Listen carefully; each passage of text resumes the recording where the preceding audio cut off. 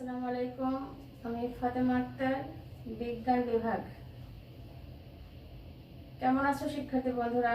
তোমাদের সাথে দেখা হলো আরেকটি অনলাইন ক্লাসে। আশা করি সবাই ভালো আছো, সুস্থ আছো। কিছুদিন আগে আমাদের প্রথম মূল্যায়ন পরীক্ষা শেষ হয়েছে। আজকে থেকে আমাদের দ্বিতীয় মূল্যায়ন পরীক্ষার প্রথম ক্লাস শুরু। আশা করি সবার পরীক্ষা খুব ভালো হয়েছে। আমাদের দ্বিতীয় মূল্যায়ন পরীক্ষা তোমরা সিলেবাসে দেখবে, শুরু হবে এপ্রিল মাসের 19 তারিখ থেকে। তাহলে আমরা দ্বিতীয় মূল্যায়নের যে অংশগুলো আছে আমরা ধারাবাহিকভাবে পড়ব। সবাই মনোযোগ দিয়ে ক্লাসটি অনুসরণ করবে। আমরা আজকে তোমাদের বইয়ের দ্বিতীয় মূল্যায়নের যে অংশ প্রথম অধ্যায়টা আছে, অধ্যায় 8 রাসায়নিক বিক্রিয়া থেকে আমরা পড়া শুরু করব। আমরা রাসায়নিক বিক্রিয়ার অধ্যায় 8-এর পার্ট 1 থেকে 7 পর্যন্ত পড়ব। শিক্ষার্থীরা, এই অংশটুকু পড়ে আমরা কি জানব? আমরা রাসায়নিক বিক্রিয়া কি বলতে পারবো, প্রতীক, সংকেত ও যোজনের সম্পর্কে বলতে পারবো, বিভিন্ন প্রকার রাসায়নিক বিক্রিয়া ব্যাখ্যা করতে পারবো। তাহলে আমরা জেনে নিলাম এই অংশটুকু পরে, অর্থাৎ পার্ট 1 থেকে 7 পরে আমরা কি কি জানব। তাহলে আমরা প্রথমে দেখে নেই তোমাদের পাঠের প্রতীক, সংকেত এবং যোজনী কি। আমরা প্রথমে শিখব প্রতীক সম্পর্কে। দেখো শিক্ষার্থীরা, প্রতীক এখানে স্ক্রিনে আমরা 3টি মৌলিক পদার্থের প্রতীক আমরা দেখতে পাচ্ছি। তাহলে আমরা প্রথমে জেনে নেই প্রতীক কি। মৌলের নামের সংক্ষিপ্ত রূপকে বলা হয় প্রতীক। মৌলের নামের সংক্ষিপ্ত রূপ বা পরমাণুর সংক্ষিপ্ত রূপই হচ্ছে প্রতীক। আমরা জানি এই পর্যন্ত আবিষ্কৃত মৌলিক পদার্থের সংখ্যা 118টি। এই 118টি মৌলিক পদার্থকে খুব সহজে জানার জন্য যে সংক্ষিপ্ত রূপ দেওয়া হয়েছে সেটি হচ্ছে প্রতীক। প্রতীক লেখার নিয়মগুলি সম্পর্কে আমরা এখন শিখব। প্রথম নিয়ম দেখো, প্রতীক ইংরেজি নামের প্রথম অক্ষরকে বড় হরফে লিখে প্রতীক নির্দেশ করা হয়। সাধারণত মৌলের ইংরেজি নামের প্রথম অক্ষরকে বড় হরফে লিখে প্রতীক নির্ধারণ করা হয়। এবার আমরা শিখব দ্বিতীয় নিয়মটা। দেখো দ্বিতীয় নিয়মটা কি। আমরা এখানে 3টি মৌলিক পদার্থের প্রতীক আমরা দেখতে পাচ্ছি। দেখো কার্বন প্রতীক C, calcium Ca, chlorine Cl।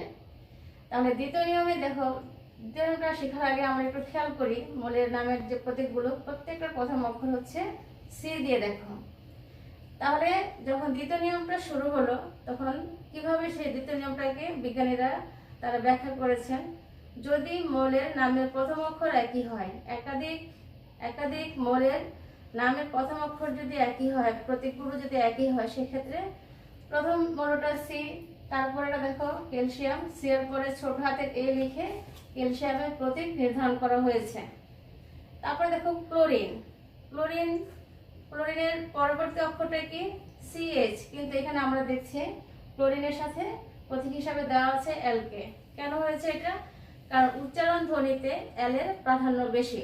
তাহলে দ্বিতীয় নিয়মটা কি হলো, যে মৌলের নামে প্রথম অক্ষর যদি একই হয় সেই ক্ষেত্রে প্রথম অক্ষরটিকে ঠিক রেখে পরের অক্ষরটি ছোট হরফে লিখে, অথবা উচ্চারণ ধ্বনিতে যার প্রাধান্য বেশি সেই হরফটিকে ছোট হরফে লিখে মৌলের প্রতীক নির্দেশ করা হয়। আর আরেকটি নিয়ম হচ্ছে কোনো কোনো মৌলের প্রতীক ল্যাটিন ভাষার প্রথম অক্ষর বা প্রথম 2 অক্ষর দিয়েও লেখা হয়। তাহলে শিক্ষার্থীরা, আমরা প্রতীক লেখার নিয়মগুলো জানলাম। নিয়মগুলো কি আমরা জানলাম আরেকবার একটু বলে নেই। যে প্রথমত ইংরেজি নামের প্রথম অক্ষরকে বড় হরফে লিখে প্রতীক নির্ধারণ করা হয়। দ্বিতীয় নিয়মটা কি ছিল, যদি মৌলের নামের একই অক্ষর হয় প্রথম প্রতীকে, সেই ক্ষেত্রে পরের অক্ষরটিকে দ্বিতীয় ছোট হরফে লিখে অথবা উচ্চারণ ধ্বনিতে যার প্রাধান্য বেশি সেটিকে ছোট হরফে লিখে প্রতীক নির্ধারণ করা হয়। শিক্ষার্থীরা, এবার আমরা জানবো সংকেত সম্পর্কে। সংকেত কি? দেখো সংকেত কি, আমরা আগে সংকেতটা কি সেটা একটু জেনে নেই। সংকেত হচ্ছে মৌল বা যৌগের অণুর নামের সংক্ষিপ্ত রূপ হচ্ছে সংকেত। অণু, তাহলে অণুটা কি? পরমাণু গুচ্ছ, অনেকগুলি পরমাণু যখন গুচ্ছাকারে থাকে সেটা হচ্ছে অণু। তাহলে অণুর নামের বা মৌল বা যৌগের নামের সংক্ষিপ্ত রূপই হচ্ছে সংকেত। সংকেত লেখার নিয়ম 3টি। সংকেত লেখার নিয়ম 3টি। শিক্ষার্থীরা আমরা উদাহরণের মাধ্যমে সংকেত লেখার নিয়মগুলি শিখব। প্রথম নিয়মটা দেখো, এখানে আমরা স্ক্রিনে একটা যৌগের নাম দেখতে পাচ্ছি ক্যালসিয়াম অক্সাইড। ক্যালসিয়াম অক্সাইডে দেখো ক্যালসিয়ামের যোজনী 2, অক্সিজেনের যোজনীও 2। এজন্য আমরা এই লেখার পাশে সংকেত লেখার সময় কোনো যোজনী আমরা ব্যবহার করিনি। যোজনী হচ্ছে একটি মৌলের সাথে আরেকটি মৌলের যুক্ত হওয়ার যে যোজ্যতা, সেটা হচ্ছে যোজনী। তাহলে এখানে যখনই মৌলের যোজনী একই হয় সেই ক্ষেত্রে সংকেত লেখার সময় যোজনী লেখার প্রয়োজন হয় না। দ্বিতীয় নিয়মটি দেখো, এখানে একটা যৌগিক পদার্থের নাম দেওয়া আছে carbon die oxide, CO2। Carbon এবং অক্সিজেনের সমন্বয়ে কার্বন ডাই অক্সাইড। দেখো এখানে কার্বনের যোজনী 4, অক্সিজেনের যোজনী 2। মৌলগুলো যখন যৌগ তৈরি করে তখন তারা নিজেদের মধ্যে যোজনী বিনিময় করে, ভাগাভাগি করে। কিভাবে আসলো? এখানে কার্বনের যে যোজনী 4 ছিল সেটা ছিল অক্সিজেনের পাশে, এবং অক্সিজেনের 2 হচ্ছে কার্বনের পাশে। যেহেতু 4 2 এর গুণিতক, এজন্য আমরা এখানে লিখেছি CO2। এবং 3 নম্বরের নিয়ম দেখো, অ্যালুমিনিয়াম অক্সাইড। অ্যালুমিনিয়াম অক্সাইড এর দুটা ভিন্ন যোজনী, অ্যালুমিনিয়ামের যোজনী 3 এবং অক্সিজেনের যোজনী হচ্ছে 2। যেহেতু এখানে ভিন্ন ভিন্ন যোজনী, এজন্য মৌলের পাশে ছোট করে আমরা যোজনী দেখতে পাচ্ছি। তাহলে সংকেত লেখার 3টি নিয়ম আমরা জানলাম। যোজনী একই হলে যোজনী লেখা সংকেতে যোজনী লেখার দরকার নেই। যদি যোজনী গুণিতক হয় সেক্ষেত্রে বিনিময় করে লিখতে হয়, ভাগ করে লিখতে হয়। আর যদি ভিন্ন ভিন্ন যোজনী হয় সেক্ষেত্রে যোজনী ব্যবহার করতে হয়। যোজনী লেখার 3টা নিয়ম সম্পর্কে আমরা জানলাম। শিক্ষার্থীরা, আমরা প্রতীক, সংকেত এবং যোজনী সম্পর্কে জানলাম। এবার আমরা জানব এই অধ্যায়ে রাসায়নিক বিক্রিয়া সম্পর্কে। রাসায়নিক বিক্রিয়া কি? দেখো, এক বা একাধিক বস্তুর রাসায়নিক পরিবর্তনের ফলে নতুন পদার্থ সৃষ্টির প্রক্রিয়াকে রাসায়নিক বিক্রিয়া বলে। তাহলে যে পদার্থগুলো সম্পূর্ণ নতুনভাবে তৈরি হয়, পরিবর্তিত হয়ে, এই পদার্থ সৃষ্টির যে প্রক্রিয়া সেটা হচ্ছে রাসায়নিক বিক্রিয়া। আমরা স্ক্রিনে একটি রাসায়নিক বিক্রিয়া দেখতে পাচ্ছি। দেখো, Fe মানে আয়রন, তার সাথে যোগ হয়েছে কপার সালফেট। আয়রন এবং কপার সালফেট এটা হচ্ছে একটা মৌল, এটা হচ্ছে একটা যৌগ। দেখো, সম্পূর্ণ পরিবর্তিত হয়ে নতুন দুটো পদার্থ তৈরি হয়েছে, একটা হচ্ছে আয়রন সালফেট, একটা হচ্ছে কপার। তাহলে এই যে পরিবর্তন, এটা হচ্ছে রাসায়নিক বিক্রিয়া।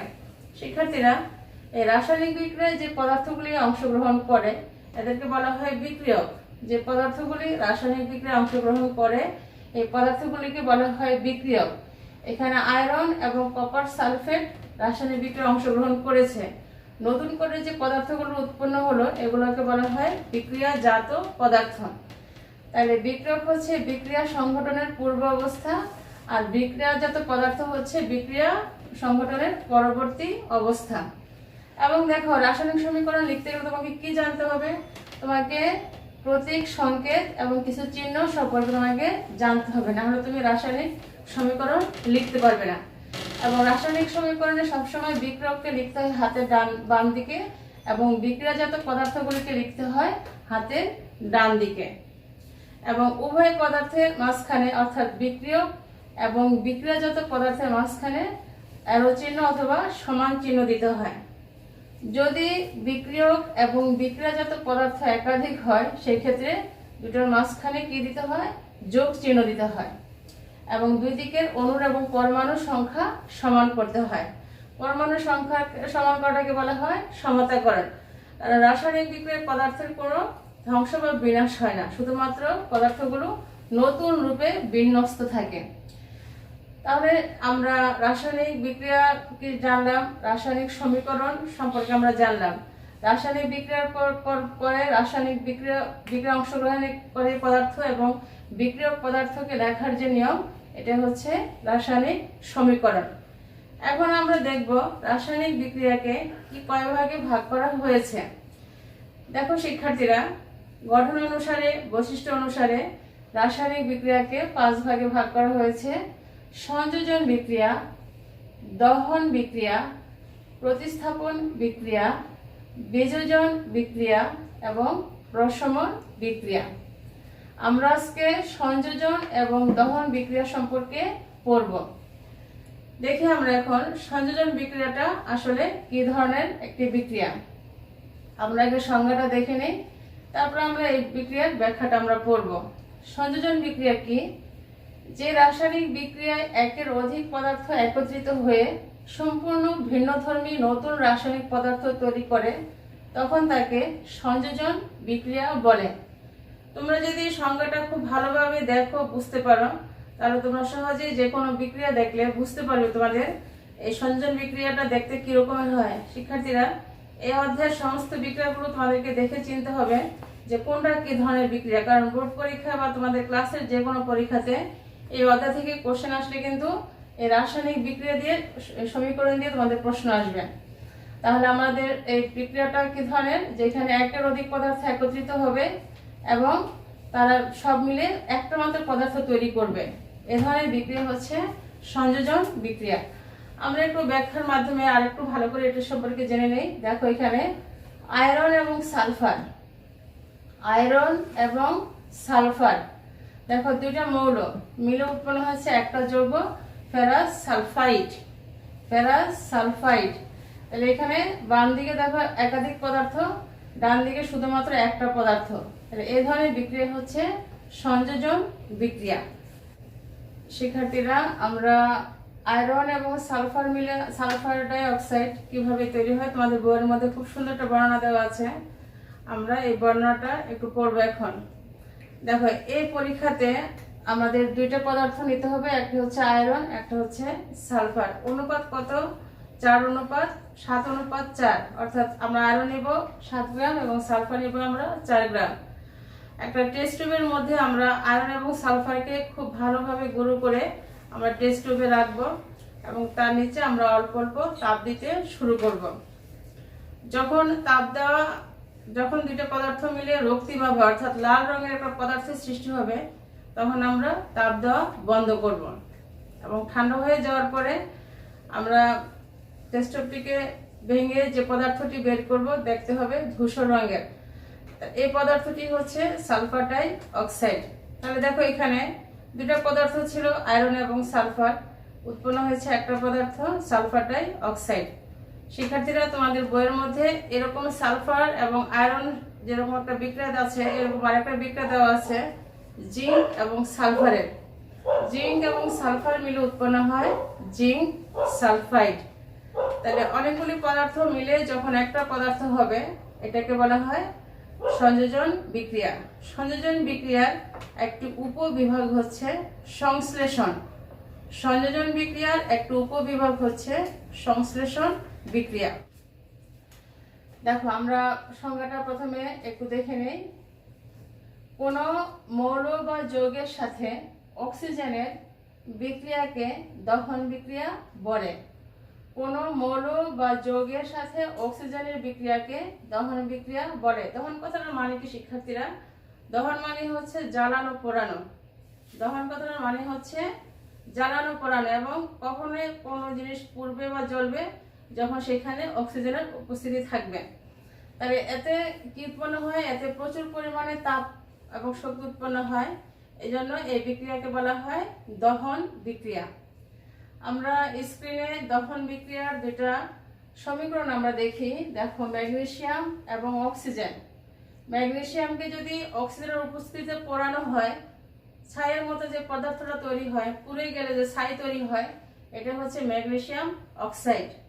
তাহলে ম্যাগনেসিয়াম এই পরীক্ষাটি যদি আমরা কিভাবে করতে পারি, এক টুকরা ম্যাগনেসিয়ামের টুকরাকে যদি আমরা আগুন জ্বালিয়ে দেই, এবং আগুন কখন জ্বলবে? যখন যদি সেখানে অক্সিজেন থাকে। এবং একসময় ম্যাগনেসিয়ামের যে ফিতাটি, রিবন, যেটা পুড়ে যখন ছাই হয়ে যাবে, এই ছাইটি হচ্ছে ম্যাগনেসিয়াম অক্সাইড। এবং আমাদের কার্বন ডাই অক্সাইড, কার্বনের সাথে অক্সিজেনের বিক্রিয়া করে যে উৎপন্ন হয় সেটা হচ্ছে কার্বন ডাই অক্সাইড। তাহলে এই ধরনের বিক্রিয়াকে বলা হয় দহন বিক্রিয়া। আমরা একটু আগে সংযোজন বিক্রিয়া সম্পর্কে আমরা পড়েছি। দেখো, সেখানেও দুইটা কি ছিল? দুইটা পদার্থ মিলে একটি পদার্থ। এখানে দেখো, দুইটা পদার্থ মিলে একটা পদার্থ। তাহলে কি আমরা কি দহনকে সংযোজন বলতে পারবো এবং সংযোজনকে আমরা দহন বলতে পারবো? আমরা সংযোজনকে দহন বলতে পারবো না, কিন্তু দহনকে আমরা সংযোজন বলতে পারবো, কারণ এখানে দুটি পদার্থ মিলে একটি পদার্থ হয়েছে এবং এখানে অবশ্যই থাকবে হচ্ছে অক্সিজেনের উপস্থিতিতে। কিন্তু সংযোজন বিক্রিয়া সেখানে অক্সিজেনও থাকতে পারে, তাপ চাপ তাপ বৃদ্ধি হতে পারে, তাপ হ্রাসও হতে পারে। এই জন্য আমরা সংযোজনকে আমরা দহন বলতে পারবো না, কিন্তু দহন বিক্রিয়াকে আমরা সংযোজন বলতে পারবো। শিক্ষার্থীরা, আমরা সংযোজন এবং দহন সম্পর্কে আমরা জানলাম। আর কি পড়লাম এই অংশ থেকে? আমরা প্রতীক, সংকেত এবং যোজনী সম্পর্কে আমরা জানলাম। আমাদের এই অধ্যায় পড়তে গেলে যে কোনো আমাদের যে বিক্রয়গুলো আছে, এই বিক্রয়গুলো পড়তে গেলে তোমাদেরকে যেটা খুব ভালোভাবে জানতে হবে, তোমাদের বইয়ের ৭৭ পৃষ্ঠার যে চার্টটা দেওয়া আছে প্রতীক, সংকেত এবং যোজনী নিয়ে, এই চার্ট তোমাদেরকে খুব ভালোভাবে মুখস্থ করতে হবে। ওই চার্টে তোমরা দেখবা যে মৌলিক পদার্থকে দুইটা ভাগে ভাগ করা হয়েছে, একটা হচ্ছে ধাতু এবং অধাতু, আর একটা অংশে দেখবো যৌগমূলক। যৌগমূলকটা কি? যৌগমূলক হচ্ছে, আমরা জানি যে অনেকগুলি পরমাণু যখন একসাথে মিলে একটা গুচ্ছ তৈরি করে তখন সেটাকে বলা হয় অণু। কিন্তু এমন কিছু পরমাণু গুচ্ছ আছে যেগুলো পরমাণুর গুচ্ছ আকারই থাকে, তারা অণুতে রূপান্তরিত হয় না। এ ধরনের পরমাণু গুচ্ছগুলোকে বলা হয় যৌগমূলক।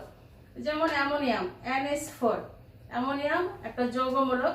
এখানে N একটা পরমাণু এবং হাইড্রোজেনের 4 পরমাণু মিলে একটা অণু হয়ে যাওয়ার কথা ছিল, কিন্তু এরা অণু না হয়ে এরা গুচ্ছাকারী থাকে এবং পরমাণুর মতো আচরণ করে। পরমাণুর মতো আচরণটা কি? এরা সরাসরি রাসায়নিক বিক্রিয়ায় অংশগ্রহণ করে এবং বিক্রিয়া শেষে এরা অপরিবর্তিত থাকে। এই ধরনের পরমাণু গুচ্ছকে বলা হয় যৌগমূলক। তোমাদের এই ৭৭ পৃষ্ঠার চার্ট থেকে তোমাদের যে কোনো পরীক্ষাতে বহু নির্বাচনী প্রশ্ন আসবে, জ্ঞানমূলক প্রশ্ন আসবে, তোমরা এই চার্টটা অনেক ভালোভাবে শিখবে। এবার দেখি ক্লাসে এতক্ষণ কারা খুব ভালোভাবে মনোযোগী ছিলে, আমরা একটু দেখি প্রশ্নগুলো তোমরা বলতে পারো কিনা। প্রথম প্রশ্ন দেখো, রাসায়নিক বিক্রিয়া কি? তাহলে শিক্ষার্থীরা, আমরা রাসায়নিক বিক্রিয়া সম্পর্কে একটু আগে পড়লাম যে বিক্রিয়াতে সম্পূর্ণ নতুন ধরনের পদার্থ তৈরি হয়। এই ধরনের বিক্রিয়াকে বলা হয় রাসায়নিক বিক্রিয়া। বিক্রিয়ক কাকে বলে? তাহলে বিক্রিয়কটা কার সঙ্গে যুক্ত?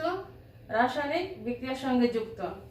রাসায়নিক বিক্রিয়ায় যে পদার্থগুলি অংশগ্রহণ করে এগুলি হচ্ছে বিক্রিয়ক, এবং বিক্রিয়া শেষে যে পদার্থগুলো উৎপন্ন হয় সেগুলো হচ্ছে বিক্রিয়াজাত পদার্থ। প্রতীক কাকে বলে? প্রতীক কাকে বলে? প্রতীকের দুটো সংজ্ঞা আমরা পড়েছি একটু আগেই। একটা হচ্ছে মৌলিক পদার্থের নামের সংক্ষিপ্ত রূপ হচ্ছে প্রতীক, বা পরমাণু নামের সংক্ষিপ্ত রূপ হচ্ছে প্রতীক। তাহলে মৌলিক পদার্থ এ পর্যন্ত কয়টা আবিষ্কৃত হয়েছে? 118টা। প্রত্যেকটা মৌলিক পদার্থের যে সংক্ষিপ্ত রূপ, এই সংক্ষিপ্ত রূপটি হচ্ছে প্রতীক। রাসায়নিক সমীকরণ কাকে বলে?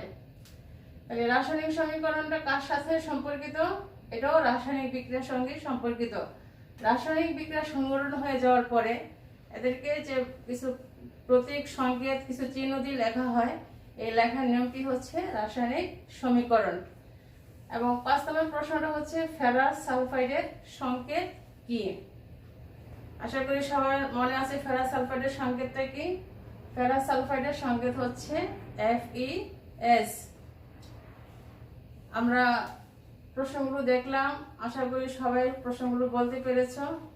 আর যারা বলতে পারেনি, ক্লাসটা একটু মনোযোগ দিয়ে দেখবে।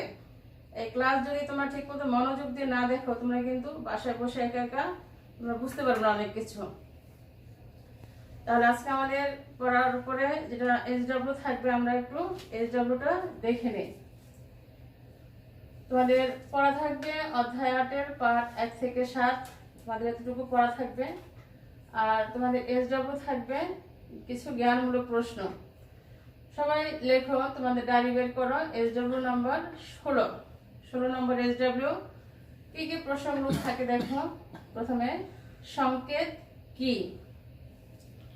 সংকেত কি? মিথেনের সংকেত লিখো। 2 নম্বর প্রশ্ন, মিথেনের সংকেত লিখো। 3 নম্বর প্রশ্ন, যৌগমূলক কাকে বলে? যৌগমূলক কাকে বলে? 4 নম্বর প্রশ্ন দেখো, লেডের যোজনী কত? শিক্ষার্থীরা তোমাদেরকে ৭৭ পৃষ্ঠার যে চার্টটা পড়তে বলা হয়েছে খুব ভালোভাবে পড়বে। এখানে কিছু কিছু মৌলের যোজনী দুইটি, আস এবং ইক দেওয়া আছে, যেটা কম সেটা আস, যেটা বেশি সেটা ইক। এবং তোমাদের পরীক্ষাগুলোতে এই দুই রকমের যোজনী দিয়ে প্রশ্ন অনেক বেশি বেশি আসে, যেমন লেডের যোজনী দুইটা, 2 এবং 4। ঠিক আছে, তোমরা এটা খুব ভালো করে দেখবে। সালফিউরিক অ্যাসিডের সংকেত কি? সালফিউরিক অ্যাসিডের যখন আমরা সমীকরণগুলো পড়লাম সেখানে সালফিউরিক অ্যাসিড ছিল, খেয়াল করেছো তোমরা, H2SO4। আমাদের 6 নম্বর প্রশ্ন দেখো কি, সংযোজন বিক্রিয়া কি? তাহলে তোমাদের নিশ্চয় মনে আছে সংযোজন বিক্রিয়া কি, যে অনেকগুলি পদার্থ মিলে যখন একটা পদার্থ হয় সেটা হচ্ছে সংযোজন বিক্রিয়া। শিক্ষার্থীরা, এই অধ্যায়ে তোমাদেরকে যেটা খুব ভালোভাবে মনে রাখতে হবে সেটা হচ্ছে বিক্রিয়া দেখে তোমাদেরকে চিনতে হবে কোনটা সংযোজন কোনটা দহন। আমরা ধারাবাহিকভাবে আরো বিক্রিয়াগুলো করব, কিন্তু এই অধ্যায়ে তোমাদের প্রশ্ন আসবে বিক্রিয়া থেকে। 7 নম্বর প্রশ্ন দেখো, অ্যামোনিয়াম ক্লোরাইডের সংকেত লিখো। অ্যামোনিয়াম ক্লোরাইড কিরকম দেখতে? NH4Cl। এবং সবশেষ প্রশ্ন হচ্ছে দহন বিক্রিয়া কি?